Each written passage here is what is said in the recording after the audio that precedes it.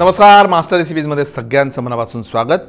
Master रेसिपीजमध्ये आपण पुरणाची पोळी तयार केलेली तुम्हाला आठवतं, पुरण तयार केलं होतं ते सुद्धा आठवत असेल आणि आठवत नसेल तर काय आपल्याकडे आहे बघा मागे जाऊन त्याच्यामध्ये कट काढला होता बघा आपण, म्हणजेच चण्याची डाळ शिजवताना त्याच्यामध्ये 5 पट पाणी घालून त्याचं पाणी जास्तीचं बाहेर काढून त्याचा कट जो काढला होता तो हा कट ते पुन्हा बघा। चण्याची डाळ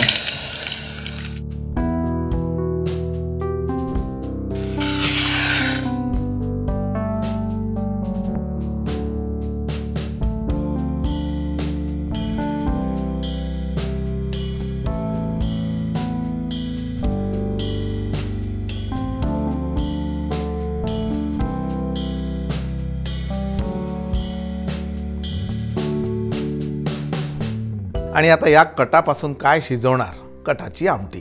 त्यासाठी आपल्याला लागेल हा चण्याच्या डाळीचा कट, थोडंसं पुरण आपल्याला मी काढून घेतलं आहे, हिंग, मोहरी, हळद, त्याच्यानंतर तिखट, त्याच्यानंतर हा गोडा मसाला, थोडी चिंच। कटाची आमटी म्हणजे नेमकं काय तर कट हा काढला। आता कट काढला म्हणजे काय की ज्यावेळी आपण पुरण बनवतो ना, तर पुरण बनवताना ती डाळ जी आहे ती 80% शिजवतात। आता ही जी आपण 80% डाळ शिजवली त्याचं हे जे जास्तीचं पाणी आहे ते पाणी पौष्टिक असतं आणि मग ते पाणी फेकून का द्यायचं, तर त्यापासून एक आमटी सदृश प्रकार करायचा की तो जेणेकरून पुरणाच्या पोळीबरोबरही खाऊ शकतो किंवा भाताबरोबरही खाऊ शकतो किंवा नुसतंच असं सूप म्हणून प्यायलं तरी ते कामी येऊ शकतो।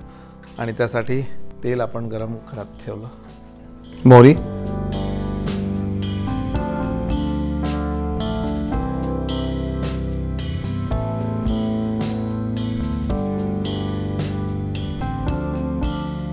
थोडा कट यासाठी घातला की ही जी आपण हळद घातली आहे किंवा हा जो हिंग घालतोय हा जळायला नको, तिखट।